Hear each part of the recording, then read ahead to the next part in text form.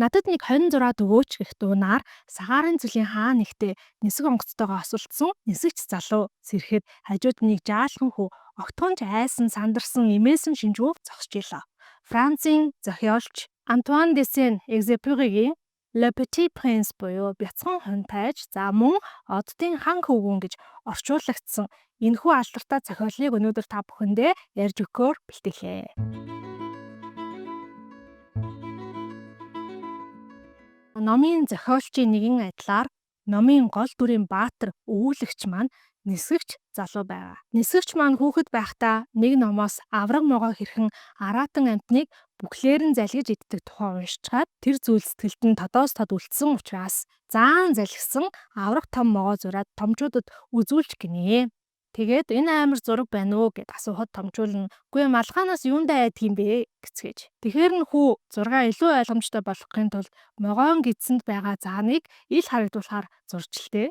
Тэгээд хүү том хүмүүст харахад л ойлгомжтой ил тод зүйлэл таалагддаг юм байна гэж дүгнсэн юм байна. Тэгээд энэ хоёр дахь зургаа хүмүүст харуулсан чинь нөгөө хүмүүс нь ийм дэми зүйл зурж яхаар түүх газар зүй тоо могоо сурсан чинь дээрдээ гэж хэлснээр нисэгч залуугийн 6 настай байх үеийнх нь зураачийн карьер өндөрлжээ. Хүү өөр эрдэмт шамдан суралцсанаар том болоод нисэгч болсон. Гэхдээ амьдралынхаа энэ олон жилийн хугацаанд ерөөсөө энэ хүнийг мэрэгэн ухаантай хүн байна да гэж тань болох хүнтэй огт таарлаж байгаагүй. За энэ хүн л гайгүй юм уу да гэсэн нэг хүн таарлдвал нөгөө нэг ихний заан залгисан авраг могоогийнхоо зургийг гаргаж үзүүлдэг. Харин тэр хүн ойлгохгүй бол за энэ нөгөө бусдын л адил том хүмүүсийн адил хүү юм байна гэдэг дүгнэлтэнд хүрээд ер нь жоох юм ганцаардмал амьдралыг туулсаар өнөө хүрсэн гинэ. За тэгээд ер нь нисэгч залуу амьдралын ирэхээр энэ том хүмүүстэй авраг могой балар ойн талаар биш харин гольф, занга, хүзрийн тоглоом зэрэг ярих юм бол тэднэрт илүү таалагддаг гэдгийг олж мэдээд хүмүүстэй ийм зүйлээр их ярилцдаг болсон. Хүмүүс ч гэсэндээ түүнийг энэ нэстэ олон талын мэдлэгтэй мундаг хүн шүү гэж магтдаг болжээ. Энэ номд буюу бяцхан хонтайж гэдэг энэ номд болж байгаа үйл явдал нь бол яг 6 жилийн өмнө болсон үйл явдлаа эргэн дурсаж байгаа маягтай ярьсан байгаа. За тэгээд 6 жилийн өмнө яасан юм бэ гэхээр залуу нисгэгч маань Сахарын зүлийн дээгүүр нисэж байгаад онгоцон гинэд хөдөлгүүр нэвдрээд Сахарын зүлийн хаа нэгтэй юм бүүмэд онгоцон насалдаад унчихж байгаа. Эзгүй хээр газар өөрөөс нь өөр хүн ойр хавьд айл амт юу ч харагдахгүй 8 хоногийн уух устайгаа үлдсэн. Онгоц асуулцсанаас эхний шөнөө унтаад маргааш өглөө нь үүр хаяархан хэвд нөгөө нэг надад 56 өгөөч гэсэн хүүгийн дунаар сэрсэн нь тэр үжээ. Эзгүй хээрцүүлд ийм жаахан хүү гав ганцаараа гэтээ ерөөсөө айж имээсэн шинжгүй байгаа нь нисэгч залууд аюу хачиргалтай санагдсан ч халааснасаа үзэг цаас гаргаж ирээд 6 наснаас хойш зураг учраас хонь зурхын оронд нөгөө нэг заан залгисан авраг могооныхон зургийг зураад үзүүлсэн. Тэгсэн чинь хүү тэрийг харчаад хүүе надаа ийм амар заан залгисан авраг могоо хэрэггүй. Миний амьдардаг газар айгүй жижигхэн. Дээрх бүх зүйл нь ч гэсэндээ жижигхэн. Надад зүгээр л хонь зураад өг. Наад авраг могоо заан хоёр ч надад томдох юм байна гэж хэлээд өөрөөр хэлбэл энэ залуугийн энэ зургийн учрыг тайлсан анхны хүн болсон гинэ. Нисэгч залуу тэгээд хэрэндээ л хичээгээд нэг хонь зурж өгч. Эхний зурсан хоньыг нь харсан хүү наадах чи өвдөж ицээд бүр туршлагасан хонь байна. Өөр эрүүл хонь зураад өгөө гэж. Нисгэгч хоёр дахь удаа хонь зураад харуултал наадах чи эвэртэй юм а бараг л ямаа юм шүү гэд таалагдсангүй.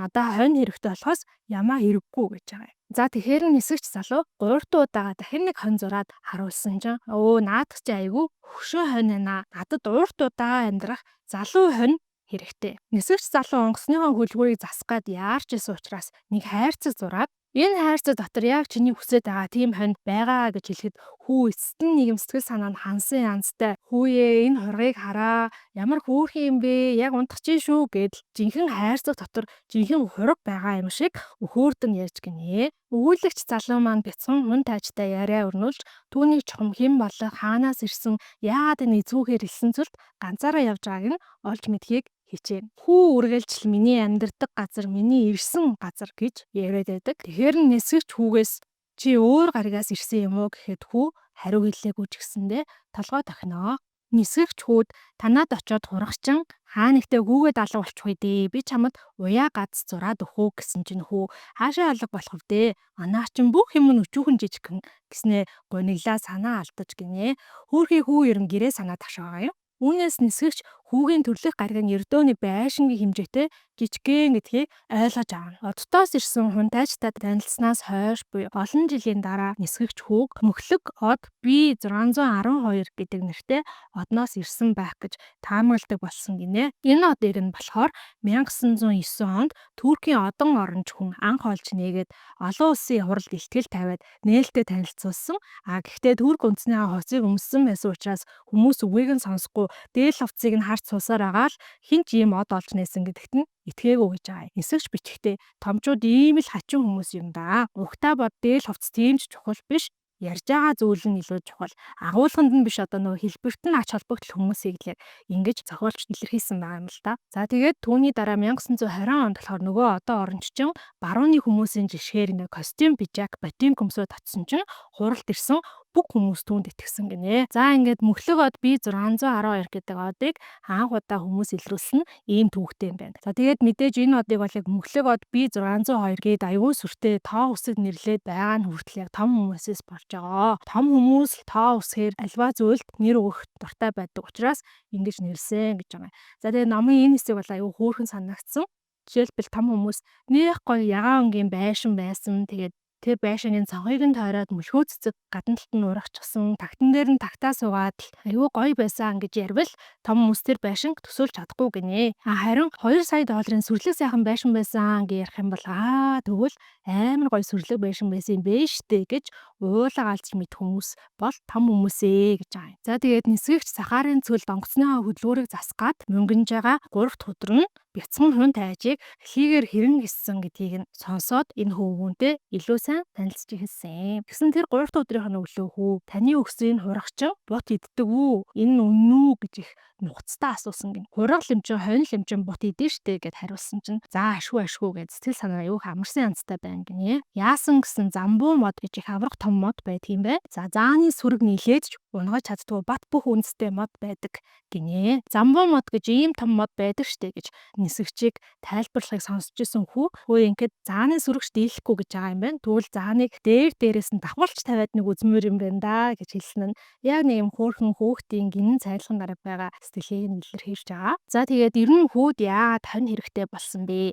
Яагаад замбуу модны талаар яриа өрнсөн бэ гэхээр энэ бяцхан хүн тайжийн маань амьдардаг гариг дээр сорог шинтэй тийм янз бүрийн сайн сайхан цэцэг мод навчны үр байдаг. За түүний хажуугаар хортой хөнөөлтөй муу үр бас байдаг юм байна л да. За тэгээд сайтар ажиглаад луун сарнаа гэх мэт одоо ашиг тустай сайн сайхан ургамал ах юм бол гариг дээрээ зөнгөөр нь ургуулад орхидог. Харин замбуу мод гэх мэтийн хөнөөлтөй ургамал байх юм бол тэр даруйд нь устгах ёстой байт юм байна. Жигэн жижигхэн тийм гаригтай учраас замбуу мод гэдэг авраг том мод урагчих юм бол үндснээс нь болоод гариг зад үсрээд мөх аюултай байдаг гинэ. За тийм болохоор гунтайч маань өглөө бүр ариун цэврээс агчаад гаригаа тойроод замбуу модны нахаа гарчуу гэж шалгаж үздэг юм байна. Гэхдээ нэг асуудал байдаг нь замбуу мод сарнайн бут хоёр нялх байхдаа яг ижлэн харагддаг гинэ. Маргааш нь буюу 4 дахь өдрийнх нь өглөө хөвгөн нисгэгч залууд хоёулаа ер нь явж нар жаргахыг харъя. Нар жаргахыг харах үнэхээр сайхан байдаг гэж хэлж гинэ.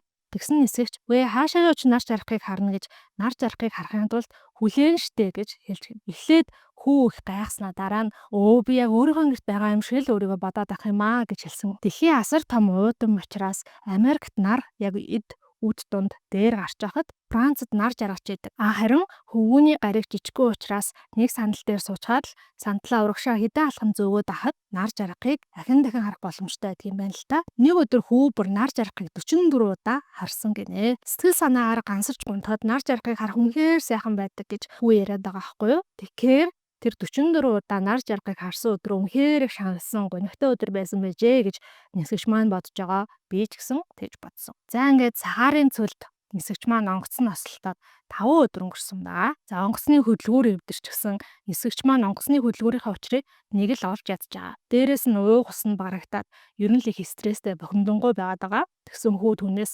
"Ингэхэд энэ хончин бут бургасыг иддэм бол цэцэг навчийг ч гэсэн идэх үү?" гэж асууж байгаа юм. Мэдээж цэцэг навчийг идэн штэ гэсэн чинь хэрвээ цэцэг өргөстэй байсан ч гэсэн идэх юм уу гэж асууж байгаа байхгүй юу? Нисэгч бол мэдээж тэлгүй авахтэй гэхэд бяцхан юм тайж маань их гайхаад "Үгүй тэгвэл энэ цэцгэнд байдаг өргөс чинь юунд хэрэгтэй юм бэ?" гэж дахин шалгаж асууж байгаа. Оддоос ирсэн энэ хүү их нэг л хатуутай гинэ. Нийгэм асуусан бол хариулт авж иж салдаг. Нисэгч угаасаа айгүй стресстэй байсан болохоор хүүгийн ингээл дахин асуугаад агаад нь жоохон төвөгшөөгөл цэцэгний өргөс ямар ч хэрэггүй зүгээр л тэр чин цэцэг ингээд хий хурамчим зохиосон арга зал гэ ууртайгаа хилчиж байгаа байхгүй юу. Тэгсэн чинь хүү хэсэг дуугүй болсон. Гэ цэцэг гэдэг чинь арга залтай амьтан биш штэ. Цаан цайлган хэврэг зөөлөн амьтад өөрийгөө хамгаалах гэдэг нэг өчүүгэн жижигхэн өргөстэй. Тэгээ тэр өргөсөндөө л найдал бараас хүртэл одоо хамгаалагдаж чадна гэж итгэдэг. Тийм л гинэ амьтад штэ гэж уурлан хэлж байгаа юм. Олон сая жилийн өмнөөс хонь цэцгийг идээд цэцэг өөрийгөө хамгаалах гэж өргөстэй болоод хувьссан байхад өргөс ямар ч хэрэггүй гэж яаж хэлж чадчихна те. Манай гариг дээр байдаг хороо тосгүй тэр сайхан цэцгийг минь энэ хонь идчихвэл яана гэж хүү хэлээд царай нь минчиж улааж байгаа юм. Тэнгэрт харагдаж байгаа тэр олон 100 сая од дундаас аль нэг дээр нь миний хамгийн их хайрладаг цэцэг байгаа учраас би од руу харах болгондоо баясдаг. Гэтэл тэр цэцгийг минь хонь идчихвэл оддын гэрэл бөхөөд миний хувьд шөнийн тэнгэр хав харахгүй болно штэ гэснээр хүүбэр уйлж хэлнэ. За тэгсэн нэгэн таранхуй болсон учраас нисэгч хийжсэн зүйлээ орхиод за би хонинд чинь хошуурч цэцгэнд чинь халахвч зураад өгөө гэд хүүг харагдаж байгаа юм аа. За яагаад нэг цэцгээс болоод ингэж шаналаад бухимдаад байгаагийнх нь учрыг нисэгч бүр сүүлд ойлгосон байгаа байхгүй юу? Хүүгийн амьдардаг гариг дээр нэг тодорхой цөөхөн хідэн төрлийн цэцгэл ургадаг юм байна. Гэсэн нэг өдөр замбуу модны нахиад айгүй их төстөө нэг жижигхэн ингээд нахиа ямх ямхаар ургаж хэлсэн гинэ. Хүү болохоор эхлээд тэр нахиаг замбуу мод байх үедээ гэд санаа их зовоод байсан. Гэтэ нэг л юм сонин содон сайхан зүйл ургах юм байна гэдгийг нь зүн сонингороо мэдрээд байсан гэнэ. Нэг өглөө нар мандах үед нөгөө цэцэг дэлбэгээ нээгээд гүү цэцгийг хараад "Үе та чи яасан сайхан үзэсгэлэнтэй цэцэг вэ?" гэхэд цэцэг "Тэлгүй авахтэй би чи мандах нартаа зэрэгцээл мэдлээ шүү дээ. Тэгэхээр үзэсгэлэнтэй байхаас өөр аргагүй" гэж хариулсан байгаа юм. Хүү тэгээ цэцгийг онгороо бардам гэдгийг нь тэгж мэдж авчээ. За тэгээ цэцэг хүүгээс бол хоол унд нэхэн "Танай энэ гариг чинь салхи хүүтэн байна. Салхинаас айж байна. Надад халахвч авчиж өгөөч ээж" гэж хүснэ. За тэгээ бүр хид удаа худлаа ханиалгаад хүү гэрн сандраагаад айл алх ая таваараа байлгахыг л өөрийнхөө удирдахыг оролдож гинэ. За тэгээ анхнаасаа л үр байхтаа л энэ гариг дээр байсан байж ич миний өмнө байсан газар ийм хүүтэн байгаагүй гэж худлаа хүртэл ярьж гин. Цэцэгний энэ байр байдлыг ингээ харангуут хүүгийн сэтгэл санаа тавгүй болсон. Тэгээд гэр орноо орхин явахаар шийджээ. Пүү нисгэгчэд ингэж хэлж байгаа юм л да. Цэцгийн үгийг нь сонсож ойлгох гэж оролдохгүй харин гоо үзэсгэлэнг нь харж сайхан үнэрийг нь үнэрлэхэд л хангалттай байсан юм билээ. Ингэж хайж зүгтаа шаардлагагүй байсан. Би л гинэн түргэндээ хайрын сайхан цэцгийг орхисон гэж ярьсан. За тэгээд хүү цэцэгний ааш авирыг нь төвчж чадхааргүй болоод гэрээсээ явхаар шийдсэн. За гэрээсээ явхаасаа өмнө гэрээ нэг сайхан цэвэрсэн гэж юм. Хүүгийн жижигэн гариг дээр болохоор нийт 3 галтуул байдаг. За 2 нь бол байнга бүргэлжээдэг. Нэг нь болохоор сүнсэн галтуул юм байна. Тэр одоо бүргэлжээдэг 2 галтуулынхаа нэгэн дээр нь хоолоо хийдэг. За нөгөө сүнсэн галтуулан дээрээ болохоор хоолоо хийж явахдаа суудаг. Тэгвэл их сайхан тааламжтай тухтай байдаг гинэ. За тэгэхээр бүр тийм жижигхэн гарагтай гэсэн. За тэгээд тэр өдөр болохоор замбуу модны нахайнуудыг сугалж хаяад цэцэгнүүдэд услаад нөгөө сарнаагаа услаад сарнааныхаа хаалгавчийг нь тавиад тэгээ гарч ирсэн. Гарч ирэхээс өмнө цэцэг "Би их тэнэг байжээ. Намааг уучлаарай. Чамд аз жаргал хүсье. Би ч гэсэн чамд хайртай байсан. Чи ингээд цаг тухайд нь надад алдаа дутагдлыг минь хэлжсэн ч болоосой. За гэхдээ чи ингээд явна гэж шийдсэн чинь битгий ингээд уяад гэж хэлээ. Сүулдэ бараг "За чи явал та" гэж ууралсан юм байна л та. Яа тэгэхээр цэцэг их бардам зантай болохоор үүд уйлж байгаагаа харуулахыг ерөөсөө хүсээгүй гинэ. Хөвгүн гариг дээгүүр нисэн өнгөрч байгаа шууны сүрэгт дайгдаад өөрийнхөө гаригаас өөрийнхөө одноосоо яваад хөрш сэргэлтэй байдаг 6 өөр одоо гариг дээр очсон. За ингээд гариг тус бүр дээр ямар хүнтэй тааралдаж ямар яадлын явдалтай одоо орооцолдож юу сурч авсныг нь ярьж өгье. Ер нь бол бүгдээрээ л ямар нэгэн байдлаар танил бидэнд хэн нэгнийг сануулсан энэ дөрүүд гарч ирнэ. За эхний гариг дээр бол нэг хаан амьдран суудаг байсан. Хаан хүний нүдэнд бол орчлон ертөнц жижигхэн харагддаг бүх зүйлийг захирах хэрэгтэй юм шиг санагддаг учраас хөвгүүнийг харангуйтаа шууд "За аль наашаа хүрээд ир гэж би чамд тушааж юм" гэл эхэлнэ. Хөөхий хүү нь аян замд яваад ядраад ившээсэн чинь чи яа ившээгээд байгаа юм? Битгий ившээ гэж би чамд тушааж гин гэж хаан хэлнэ. За тэгэхээр нөхөө үгүй би аян замд ингээ яваад жоохон ядарчлаа уучлаарай гэсэн чинь тийм үү. За тэгвэл би чамайг одоо ившээ гэж тушааж гин гэх мэт зэрлэг буулгаад хүүг бүр гайхшруулж орхичиж байгаа. Хүү тэгээ хаанаас та чи одоо юу засгалдаг хүн юм бэ гэсэн чинь би чинь бүх зүйлийг засгална. Орчлон ертөнцийг од гаригтаа захирдгаа гэж хариулж байгаа. Хүү тэгсэн тэгвэл би нар жаргахыг хармаар байна. Та наранд жарга гэж тушаагаад өгөөч гэсэн чинь нөгөө хаан болно хэлвээ тушаар би яг наа тушаалыг чи өгнө. Гэхдээ зөв цагийг нь хүлээх ёстой гэж байгаа. Тэгээд та хизээ тэр тушаалаа өгөх юм бэ? Зөв цаг нь хизээ юм бэ гэсэн чинь өнөө орой 7:40 үед.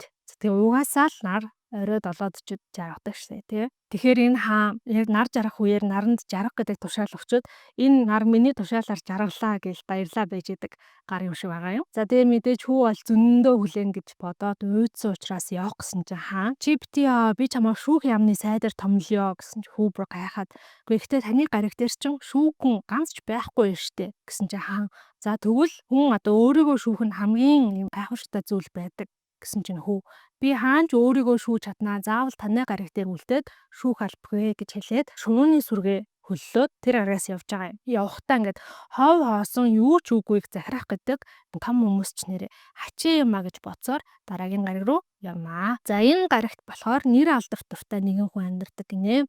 Хөвгүүнийг ирж байгааг харангуйтаа шүтэн бишигч маань ирж уулзах чинь гэд нөгөө хүн чинь бөөн баяр хөөр болоод хүлээж байгаа юм. За ер нь бол ихэмсэг давлуун замтай хүнд бол бүх хүн өөрийг нь шүтээд байгаа юм шиг санагддаг гэсэн байсан. За хүү гариг дээр ирэнгүүт нэр алдарт дуртай хүн хүүд хэлж байгаа юм л да. Нэг алгаараа нөгөө алгаа таш гэд. Хүү нөгөө хүний хэлсэн ёсоор алгаа ташсан чинь нэр алдарт дуртай хүн чинь малгайгаа аваад нэхийн ясулж байгаа. Тэгсэн үүнийг хараад хөвгүнд бол хааны герт зочлсноос илүү хөвгөлтөө санагдаад ахин дахин алгаа таших тоолонд нь нөгөө хүн дахин малгайгаа аваад нэхийн яслноо. За ингээд 5 минутын туршид ахин дахин алгаа ташаад нөгөө хүнийг одоо мэхийн яслыг хараад ядраад залхсан хүн алгаа ташаа болчихж байгаа байхгүй юу. Тэгсэн нөгөө хүн болохоор чи намайг шүтэн биширч гин үү гэж асууна. Хүү тэгсэн шүтэн бишрэх гэж юу гэсэн үг юм бэ гэж асуухад намайг бусдаас илүү сайн сэтгэлтэй, эрдэм мэдлэгтэй, эд хөрөнгөтэй, илүү хөөрхөн царайлаг гэдгийг хүлийн зөвшөөрөхийг шүтэн бишрэх гэж хэлнэ гэсэн чи хүү гайхаа. Яа тэгэл тэр гариг тэр хүний одоо өөр харьцуулах нэг ч хүн байгаагүй. Тэгээ хүү гэд жоохон урам нь уграад шувууны сүргээ хөллөөд явж байгаа. Тэгээ явхдаа хоосноос хүртэл илүүрххийг хичээдэг те. Хоосонтой хүртэл өөрийгөө харьцуулдаг. Энэ томчууд өстой сони юм гэж бодноо. За тэгээ энэ хэсгийг яг уншичаад өөртөө төрсэн бодлоо бүр хуваалцъя гэж бодлоо. Тэр нь юу юм бэ гэхлээр алдар нэрт дуртай хүмүүс өөрийгөө хэдийгээр бусдаас ямар илүү мундаг те бусдаар шүтэн бишрүүлэхийг хүсэж байгаа ч гэсэндээ нөгөө талдаа бусдаас ашиглуулахад ямар амар амархан байдгийм бэ гэдгийг яг зохиолж ойлгох гэж оролцсон болов уу гэж би бас бодсон. Жишээлбэл яг юм нэр алдарт дуртай хүнийг бол ганц хоёр алга ташаал жаахан магтаад өгөхөд бид нар бараг тэр хэлсэн үгээрээ хурууныхаа үзүүрээрээ хөдлөгч чадах ийм хүмүүсийг ашиглаж чадах тийм боломжтой гэж харагдаж байгаа байхгүй юу. Гэх мэтчлэн энэ хүүхдийн ном юм шиг гэрнэ нэг хүүхдийн санаанд оромгүй итэмгүй адал явдлыг яриад байгаа юм шиг гэрнэ цаавраа бас маш олон юм мессежүүдийг гэж ярьдаг те янз бүрийн ойлголтуудыг бидэнд өгөх гэж хичээсэн ном байна гэж бодсон. За тэгээ ямар ч байсан бүгдээрээ бицэн хүн тажтай хамт өргөлжлүүлээд аялье дараагийн гаригуудаас ямар сургамж ямар хүмүүстэй танилцахыг бас хамтдаа олж мэдцгээе. За 3 дахь гариг дээр хэн байдаг вэ гэхлээр нэгэн архичин хүн сууж байна. Өчнөө ол архины лонх шил тойруулсан жив чимээгүй сууж байгаа хүнээс асууж байгаа. Та юу хийж байгаа юм бэ гэсэн чинь нөгөө архичин хүн би уучлаа. Яагаад та ууж байгаа юм гэсэн архичин мартахын тулд ууж гинэ.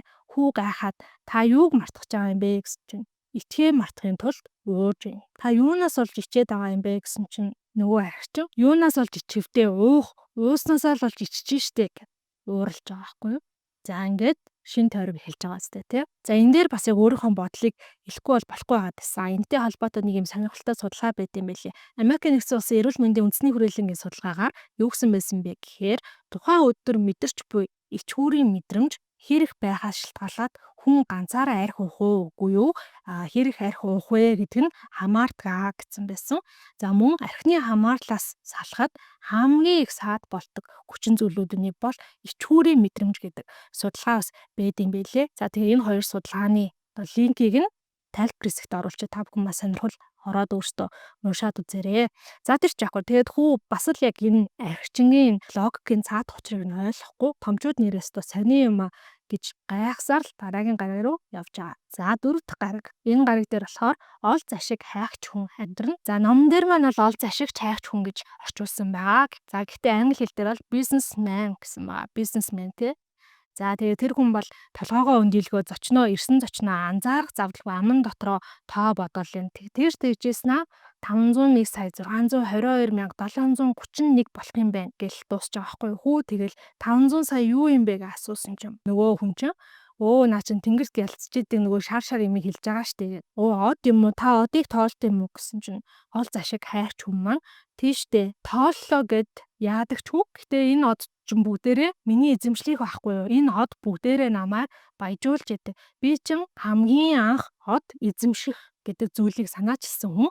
Тэгэхээр энэ бүх од минийх юм шүү дээ гэж хэлж байгаа. Тэгээ та од эзэмшээд юу идэм бэ гэсэн чи юу ихэвтэй тэгэл одоо дахин тоолол байж идэг. Айгүй хэцүү ажил штэ. Би бүр ингээд 4 удаа яг одоо ингээд тоолж явахдаа дундаасаа тоогоо алдчихсан гэж ми ярьж байгаа. Хүү тэгсэн чи хөөрхийн наадах чийсэн ямар дутуу учиргүй ажил байна да гэд тэр гарагаас хөдлөнө. За ингээд 5 дахь гараг руугаа явж байгаа. За энэ 5 дахь гараг нь болохоор эдгээр гаригууд дундаас хамгийн жижигхэн нь гинэ. Ямар ч байшин, сав, зам, оршин суугч байхгүй хэрнээ нэг гэрэлтэй тэр гэрлийг нь гэрэл асаач гэдэг хүн байн асааж унтрааж идэг гинэ. За хүү тэр гэрэл асаагч дээр очиод мэдсэн чинь нөгөө хүн чинь өглөөний мэд гэснээр гэрлийн унтраачж байгаа байхгүй. Та яагаад гэрлийн унтраачих вэ гэсэн чинь тушаал ёсоор унтрааж байгаа гэснээр орой мэд гингүүтэй орой ос учраас гэрлийн асууж байгаа. Ямар тушаал гэд хүү гайхаад асуусан чинь өглөөний мэд гингүүтэй дахиад гэгээд болсон учраас гэрлийн унтраачж байгаа. Тэгснээр яах вэ өглөө болоод гэгээдээ болохоор энэ гэрлийг унтраадаг. Орой олоо ханахгүй болохоор энэ гэрлийг асаадаг. Тийм л тушаалыг дагдаг штэ гэж тэр хүн хариулж байгаа байхгүй. Гэхдээ энэ тушаал бол өстой миний амьдралд гай болж гинөө. Яагаад тэгэхээр жилээс жилд энэ гариг болон хурд эргэлдэх болсон. Гэхдээ тушаал нь юусоо өөрчлөгдөв гэ бүүтээ нэг хідэн үгдээ солих зураа нөгөө гэрлээ унтрааж асаасаар л. Энэ гарагт болохоор 1 хоног ердөөсөө ганцхан минутын хугацаатай юм байна л да. За тэгэхээр гэрэл асаагч 1 минут нь өглөө орой гээд 2 удаа гэрлийг асааж унтраах үүрэгтэй. Хүүтэй хэдхэн үг салахын зур бүр аль хэдийн 1 сарын хугацаа өнгөрцөн байна гинэ. Хөөхий энэ гэрэл асаагч хүн болохоор нөө унтаж амрах туйлын хүсэлтэй гэж ярихаар нь хүүнийг арга зааж өгч байгаа байхгүй юу? Танаа гарагч чинь им жижигхэн юм чинь та 3 алхаад л энэ гаригаа нэг тойрчин. Хэрвээ та удаан алхаад авах юм бол танаа гариг дээр чинь нар үргэлж мандна. Та ч гэсэн амраад аавна гэсэн чинь нөгөө хүн. Гээ тэглээч гээд наа чи ямар ч нэмэргүй юм байна уу? Би сайхан унтмаар байна уу? Би ч угаасаа маацгүй хүн л дээ. Би золгүй хүн л дээ гэх мэтчсэн ингээл гомдлоо тэгэхээр нөгөө хүү тэр гаригийг орхин одж байгаамаа. За энэ бол нөгөө өөртөө зовлон үүсгээд за тэр зовлонтоо зовоод тэгснээ бас бусдаа нэг зовлонгоороо гайхуулаад төрий барьмаар байгаад байдаг хэсэг хүмүүсийн төлөөлөл юм болов уу гэж бодсон. Ахуйн мазохизм гэж бас нэрлэдэг юм байлээ. Тэгээд яг ийм хүмүүст бол угаасаа хинч тусалж чадахгүй. Яа тэгвэл өөрөө өөртөө туслахыг хүсгүй байгаа хүнд өөр хинч тусалж чадахгүй гэдэг үгэнд бол би итгэдэг. За ингээд 6 дахь гариг дээр хөө очноо. 6 дахь гариг нь болохоор өмнөх гаригуудаас 10 дахин том ууж мгинэ. За тэгээ энэ гариг дээр нэг настай хүн айгүй зузаан номон дээр юм бичиж сууж байгаа юм. Таны энэ нууртайгаа энэ том ном чи ямар учиртай ном юм бэ гэсэн чинь нөгөө хүн энэ бол газар зүй ном оо. Би бол газар зүйч гэж өөрийгөө танилцуулж байгаа. Танаа гариг яасан сайхан том юм бэ? Далаа тэнгис байд юм уу гэж асуусан чинь нөгөө хүн мэдгүй гэж байгаа байхгүй юу? Гэхдээ тэгээд хүү гайхаад үгүй таа чи одоо газар зүйч гээ бидтэй гэсэн чинь нөгөө хүн чинь би газар зүйч болохоос биш аялагч биш ээ. Газар зүйч гэдэг чинь уул нуруу далаа тэнгисийг хайж явдаг хүн биш. Харин ширээнээсээ өндөлгөө суугаад аялагч хүмүүсийг тосч уул заад тэдрээс асуулт асуугаад тэмгэлж авдаг хүмүүс байд юм аа. Тэгээ өвгөн хүүгээсээ өөрийнх нь гаригийн талаар асууж байгаа байхгүй юу?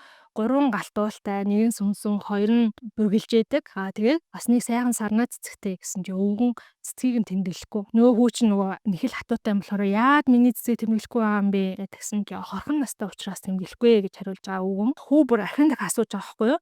Хорхон настай гэж юу гэсэн юм бэ гэд яг хүү хөөх юм за хорхон настай гэдэг үг явахыг мэдэхгүй байсан юм байна л та. Тэгсэн нилээн одоо шалуулаад нөгөө өвгөн чинь хэлж байгаа. Орхон настай гэдэг чинь богино насалдаг. Тэгээд мөнхөж сүнэж үгүй болно гэдэг утгатай гэж тайлбарлаж өгөөд хүү тэрийг да сонсоод хөөхий богино настай амтан байсан байх шүү дээ гэж цэцгээ бодоод цэцгээ өрөвдөөд гүнгэлж байгаа. За тэгсэн ч гэсэндээ дахиад нэг удаа аялаад үзье гэж зориглоод нөгөө газар зүйч өгнөөс чинь би одоо өөр ямар гариг руу очиж үзүүлдэ хэрвээ гэсэн чинь нөгөө хүн дэлхий гэдэг гариг руу яваа. Их уудам цэлхэр том гариг байдаг гэж хэлж өгснөөр хүү дэлхий дээр ирсэн одоо түүх нь энэ юм байжээ. Тэгсэн дэлхий гэдэг ерөөсөө энгийн нэг гариг огт биш байна гинэ. 2 тэрбум том хүн амьдардаг энэ гариг дээр 111 хаан 7,000 газар зүйч 900 мянган ол зашиг хайгч буюу бизнесмен 7,500,000 архичин за тэгээд 311 сая нэр алдар хөгжчтэй гэж байгаа. Гэхдээ хүү дэлхий дээр ирээд нэг ч хүнтэй таараагүй учраас эхлээд өөрийгөө буруу газар ирсэн болов уу гэж бодож ирсэн. За тэгээд гайхаа зогсож исэн ч урдхан талд нэг ялцсан шар зүйл гялскигээд өнгөрсөн гинэ. Хүү гэсэн сайн байна уу гэд нөгөө зүйлтэй мэдлж байгаа юм байна. За тэр зүйл нь юу байсан бэ гэхээр могоо байжээ. Тэгэд хүү могоогоос би хаана ирээд байна гэсэн чинь могоо энэ бол дэлхий чи яг одоо сахарын цөлд ирсэн байна гэж хариулсан юм байна. Тэгэхээр нь хүү тэгвэл энэ дэлхийн хүмүүс хаана байгаа юм бэ гэсэн чинь могоо болохоор энэ дэлхий их уудам тийм учраас хүмүүс цөлд амьдардгүй. Чи ер нь яагаад энэ дэлхий дээр ирэх болсон юм бэ гэж асуусан. Хүү тэгсэн чинь харин цэцэг бид хоёр таараагүй юм аа гэж хариулна. Тэгснээ нөгөө могоог жоохон шоолоодгүй таа ч их сонин инээдтэй амт юм аа. Бараг л яг миний хуршил нарийнхан юм байна гэсэн чинь могоо. Гэхдээ би хааны хуруунаас илүү хүчтэй гэд хүүгийн шагааг нь цагиргалж авч байгаа байхгүй. Тэгээд би чамаа хүрэх төдий хаанаас ирсэн тэр газар руу чин хүргээд өгөх хүч чадалтай гэж хэлсэн. За энийг та бүхэн яд санаад авчаарай. За ингээд сахарын эзгүүцэлд ирсэн хүү маш их ганцаардаад хүмүүсийг хайж болохоор шийднэ. За замдаа явж исэн чинь 3 дэлбэг дээр нийт цэцэг байхаар нь хүмүүс хаана байдаг вэ? Хүмүүс хаагур байгаа вэ? Хаанаас хүмүүсийг болох вэ гэж асуусан чинь нөгөө цэцэг чинь хэдэн жилийн өмнө 6-7 хүн энүүгээр зурж өнгөрсөн штэ өөр хүмүүс хаана байдгийг мэдэхгүй хаашаа явсныг мэдэхгүй гэж хариулж байгаа юм. Хүн маргааш нь өндөр хадан хавцалтай авирч гарна. За тэгээ тийм өндөрлөөс харахад хүмүүс бол ямар ч байсан харагдах байх гэдэгт маш их итгэлтэй байсан. Уулан дээр гараад хүмүүс харагдахгүй харин сайн байна уу гэж чангаар хашгирсан чи өөдөөс нь сайн байна уу гэж сайн байна уу гэж сайн байна уу гэж цөөрэтж байгаа. Та хэн бэ гэж хашгирсан чинь бас л өөдөөс нь та хэн бэ? Та хэн бэ? Та хэн бэ гэж цөөрэтнэ.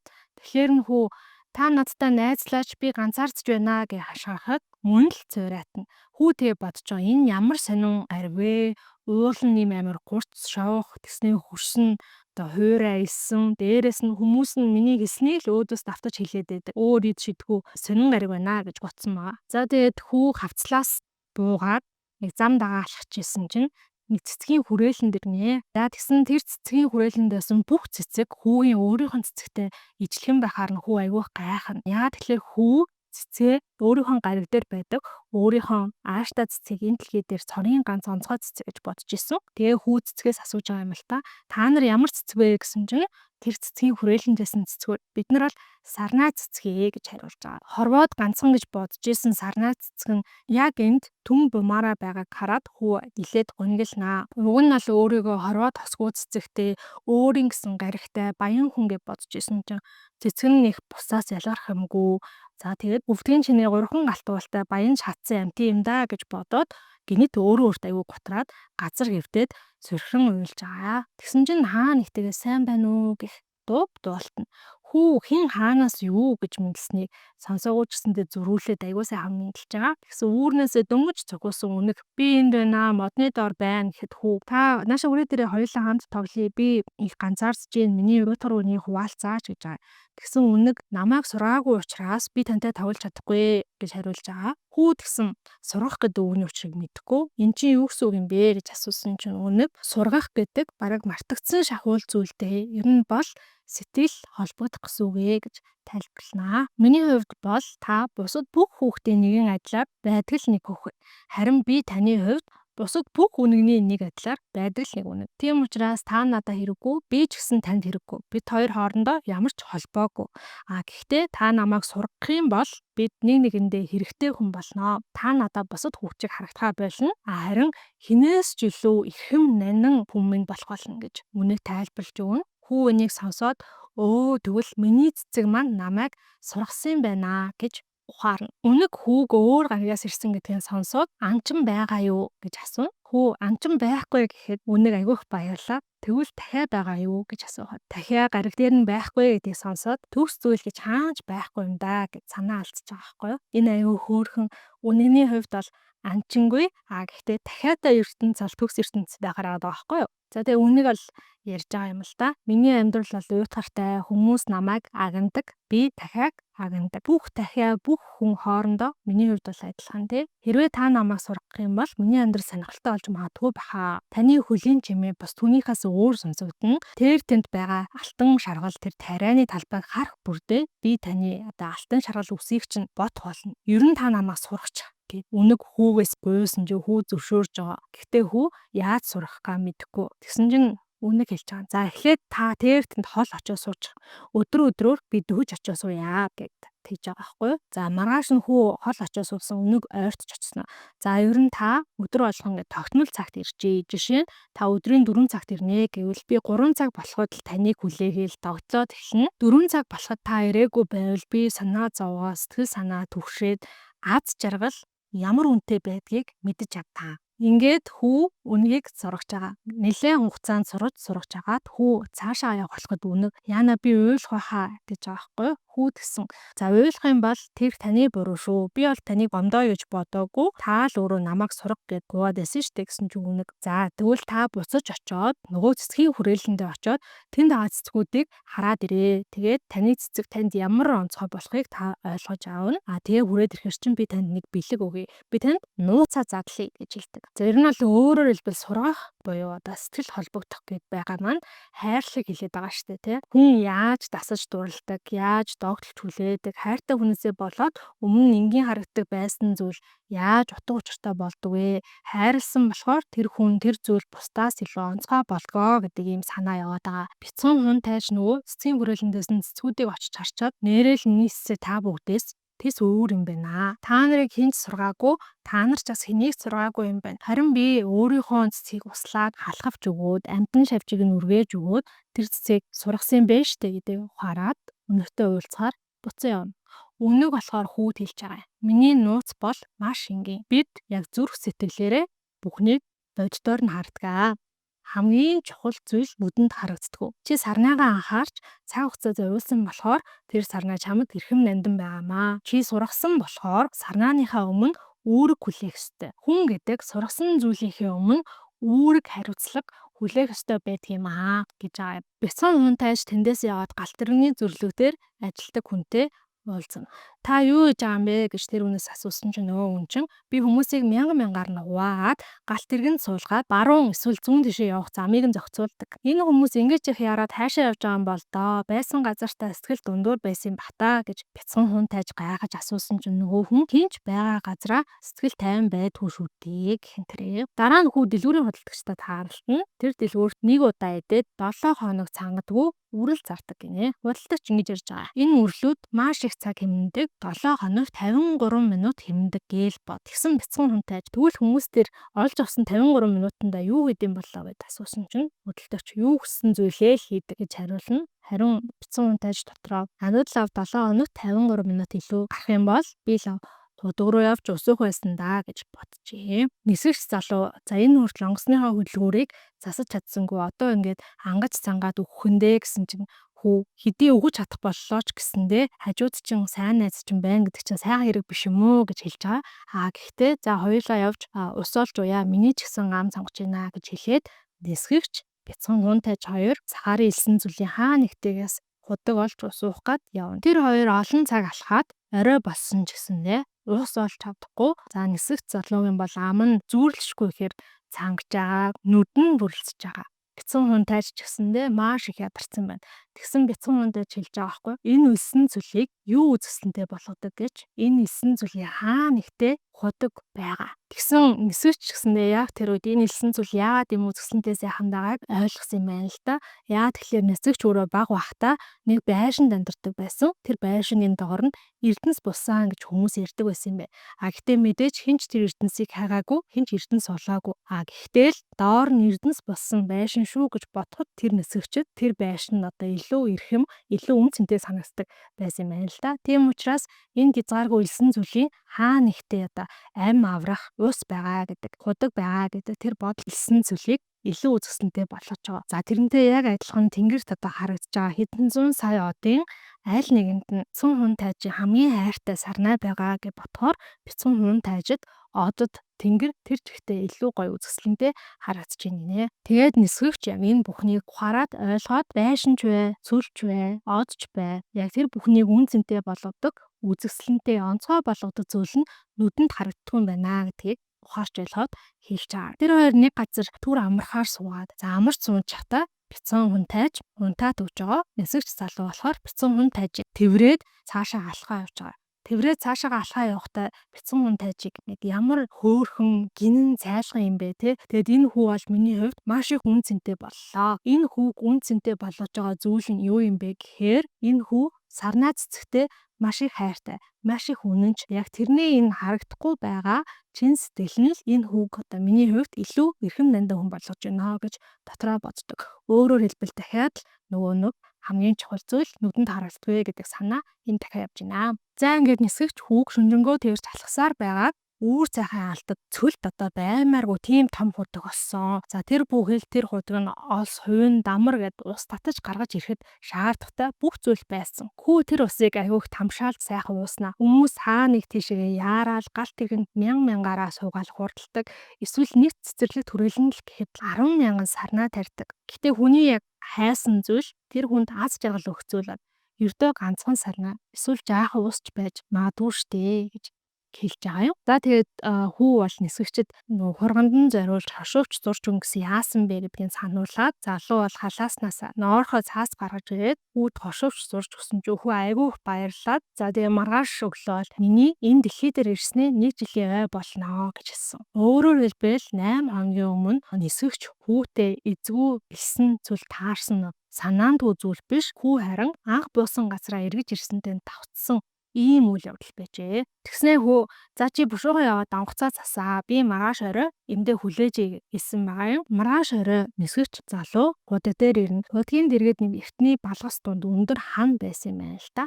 Бяцхан хүн тайж тэр хан дээр гараа суудсан хин нэгнтэй нэг юм яриад байна гинэ. За цаад ярьж байгаа тэр дуу хоолой нь болохоор өнөө орой миний элстэн дээр гаргасан мөрийг дагаа яваарай. Тэгэх юм бол чи намайг олноо гэж хэлж байна. Хүү тэгсэн чинь чиний хор хүчтэй биз дээ. Намайг удаан өвтөхгүй биз дээ гэснэ. За чи одоо яваа. Би энэ ханаас буух хэрэгтэй байна гэж хэлж байгаа байхгүй. Нисгэгч залуу хүү хинтээ яриад байгаа юм болоо гэж гайхаад хан руу ингээд ойртоод очиж үзсэн чинь хүнийг 30 секундын дотор алах чадaltaй тийм хортой могоо хүн тайжиг отоод байж гинэ. Нисгэгч залуу болохоор айгүй сандраад гар буугаа гаргаж ирээд могоо руу буутсан. Тэгсэн могоо болохоор ерөөсөө тэгж айж сандарсан шинжгүй таашаа яваад өгсөн. Нисгэгч хүүг буулгаж аваад хөөх хамтын одоо наршлаа гэж бодсон ч юм уу те толгойг ингээ усаар норгоод усуулгасан. Бүү тэгсэн чинь таны онгоц засагдлаа. Та гэртээ харих нь би ч гэсэн өнөө орой гэртээ харнаа гэж хэлж байгаа. Нисгэгч гайхаад би онгоцоо засч чадсныг яаж мэдсэн юм бол доо гэж дотроо бодоо байжсэн чи хүү гэртээ харих зам их хол их хэцүү гэд тэгсэн. Нисгэгчд хандаад та хэрвээ намайг санах юм бол одыг хараарай. Миний гариг их жижигхэн болохоор энэ олон од дундаас яг алийг нь гэдгийг нь бол би зааж мэдэхгүй. Тийм болохоор танд од болгон онцгой санагдана. Энэ од ч юм болов, тэр од ч юм болов гэж бодоод та бүх одыг хайрладаг болно. Энэ олон оддын аль нэгэнд нь би амьдраа. Би тань руу өдөр болгон инээмсэглэх болно. Та харин шөнийн тэнгэр рүү харахад бүх од тань руу инээмсэглэж байгаа юм шиг санагдана гэж боддоо. Хаяа надтай хамт инээмээр байгаа үедээ та ирээдүйд цонхоо нэгээд од руу хараад инээ. Харин тэр үе таны найзууд чинь таныг шоолоод энэ яг галзуурчиж гэж дооглоно. Энэ бол одоо миний зүгээс танаар тоглож байгаа юм тоглоом prank юм аа гэд ярьснаа. Энэ ярьсан зүйлд өөрөө айгүй баясаад инээж гарч байгаа. Тэгснээ хүү нухацтай царай гаргаад гэтээ та өнөө орой бити ирээрээ. Би гариг руугаа явахын тулд өвдөн, шаналн яг үхэж байгаа юм шиг харагдана. Тийм болохоор бити ирээрээ гэсэн чинь нөгөө нисгэгч залуу явахгүй. Тэнгүүд нь тэр орой хүү нисгэгч залуугаа сэмгэн зогцож жагаад даригдчихж байгаа. Хүү тэгээ хэлж байгаа юм л да. Миний гариг бол их холоо. Энэ бие маань их хүнд. Тэгэхээр би өөрийнхөө биеийг яг энэ хэвээр нь авч явж чадахгүй. Би минь хэрэггүй болсон хуучин хальс шиг болоод хоцорно. Гэтэ хуучин хальс шиг болоод хоцорхон ч гэсэндээ зүгээр та ингээ од руу хараад 500 сая ингээ од тань руу нэмсэлж байгаа юм шиг санагдана. Тэрнтэй яг адилхан би ч гэсэндээ одоо өөрийнхөө гаригаас тэнгэр рүү харахад 500 сая од над руу нэмсэлж байна. Одоо харин та намайг ганцаараа өгчөөч те. Би цэцгэндээ үүрэг бүлээх ёстой. Би цэцэг дээрээ босож очих ёстой гэж хэлж байгаа. Нисгэгч залуу болохоор түүний үгэнд орохгүй хажууд нь суусаарлах болно. Хүү хэсэг зур эргэлцснээ босоод нэг алхам. Тэр мөчөд хүүгийн хөлийн хажуугаар алтан шаргал өнгийн могой зурсхийгээд өнгөрнө. Хүү хэсэгхэн хугацаанд дуугүй зогсож иснээ ургаан мод унаж байгаа мэт намуухан унлаа. Энэ үйл явдлаас хойш 6 жилийн хугацаа өнгөрч нисгэгч залуу маань ямар ч үсэн сахарын цүлд унсан онгоцны ослоосоо аврагдаж өөрийн гэртээ эргэн ирж энгийн хэвийн амьдралдаа эргэн орсон байгаа. 6 жилийн хугацаа өнгөрсөн учраас хүүг санах сэтгэл нь ч гэсэндээ тайтгараад дээрээс нь хүүг бас яг өөрийнхөө гариг руу өөрийнхөө ирсэн тэр од руу явж чадсан гэдэгт нисгэгч идэдэ болсон гинэ. Яагаад гэсэн чинь маргааш өглөө нь хүүгийн бие олдоогүй юм байна. За тэгээд нэлээд сүүлд нь ол нисгэгч залуу хүүгийн хурганд хошуувч зурж өгөхдөө хүзүүвч уяа зурж өгөөгүйгээ сансан гинэ. Тэгээд нисгэгч залуу үе сэтгэл санаа нь хямраад боддог. Яана нөгөө хургач хонь болоод нөгөө хүүгийн хайрлж яваа сарнааг нь идчихсэн байх үедээ гэж айдаг. Нөгөө талаас шүн болгон сарнаагаа халахвч хамгаалдаг байхаа. Тийм болохоор тэр хонь тэр сарнааг идээг байхаа гэж өөрийгөө тавьшруулдаг. Гэхдээ бүр нөгөө талаасаа хүн лэмчин хүнд хайнг зан гаргах тохиолдол олон байдаг. Магадгүй гай болоод нэг шүн нөгөө цэцгэндээ халахвчийн тавихаа мартсан. Эсвэл одоо хонь нь хүүг унтчаа хооронд зэмхэн гитэж очоод цэцгийн идсэн байх үедээ гэж үргэлж санаа зовно. Гэхдээ нисгэгч тэр бидч тэр яаж ч бодоод яг үнэндээ тэр гариг дээр юу болсныг хизээж олж мэдэж чадахгүй. Хонь сарнаа цэцгийг идсэн үгүй юу гэдгээс хамаараад бяцхан хүн тааштай танилцсан, түүнтэй хамт аялсан, магадгүй түүнд хайртай болсон хүмүүс бидний орчлон ертөнцийг харах өнцөг өөрчлөгднө гэдгийг та бодоод үзээрэй. Та өнөө өрөө шөнийн тэнгэр рүү хараа хонь цэцгийг идсэн үү гэж өөрөөсөө нэг асуугаад үзээрэй. Тэгээ өөрийнхөө хариултыг хэлээд орчлон ертөнц шөнийн тэнгэр од мөчид хэрхэн өөрчлөгдөхийг хараарай. Нэг бол танд маш тийм аз жаргалтай, баяр баясгалантай мэдрэмж төрнө. Эсвэл гонигтай мэдрэмж төрөх байхаа. Хүүхдийн сониуж бүх зүйлд нээлттэй ханддаг тэр сэтгэлийг нь магтандуулсан. Харин томчуудыг бол илүү хаалттай, уйтгартай гэж шүүмжилсэн. Энэхүү алдарт зохиол 1943 онд анх хэвлэгдэж байжээ. Энэ зохиол 345 хэл рүү орчуулагдсан. За үүн дундаас монгол хэлээр бол бяцхан хүн тайж болон оддын хан хөвгүн гэсэн хоёр янзын орчуулагтай байдаг. За миний хувьд бол оддын хан хөвгүн гэдэг энэ номыг нь орчуулагчаас нь бэлэнд авч ирсэн. За тэгээ мэдээж сонирхолтой ийм сайхан зохиолыг уншин хажуугаар монгол хэлний маань одоо үеийн баялагийг нэмэгдүүлэхээр ийм сайхан орчуулагтай байсан нь бол маш их таалагдсан. За тэгээд номын зохиолч Антуан де Сент-Экзюпери гэдэг энэ хүн бол 1900 онд Францын Лион хотод угсаа сурвалжтай айлын 5 хүүхдийн дундх нь буюу 3 дахь хүүхэд нь болж төрсөн. За гэхдээ хүүг дөнгөж 3 настай байхад нь аав нь нас ороод зохиолчийн гэр бүлийнхэн бол санхүүгийн жоохон хүндрэл бэрхшээлд орж исэн юм билээ. Зохиолч 17 настай байхдаа 15 настай ганц эрэгтэй дүү нь бяцхан хүн тайж шиг тийм шаргал төстэй хүү байсан. За тэр дүү нь бол хэр хөвчнөөр өнгөрсөн. За тэгээд энэ дүү нь бол зохиолчийн хувьд хамгийн дотны хүн байсан. Дүүгээ эцсийн амьсгалаа хураатал нь хажуунаас нь огт толдоогүй сахиж суусан гэдэг. За тэгээд дүүгээ нас барсны дараа бол тэр хэсэгхэн хугацаанд дуугүй зогсож исноо ургаан мод онож байгаа мэт намуухан унлаа гэж тэмдэглэлийн дэвтэр дээр бичсэн байсан нь дөнгөж сая та бидний сонссон танилцсан бяцхан хүн тайж номын төгсгөл дээр хэсэг яг тэр чигээрээ явж байгаа.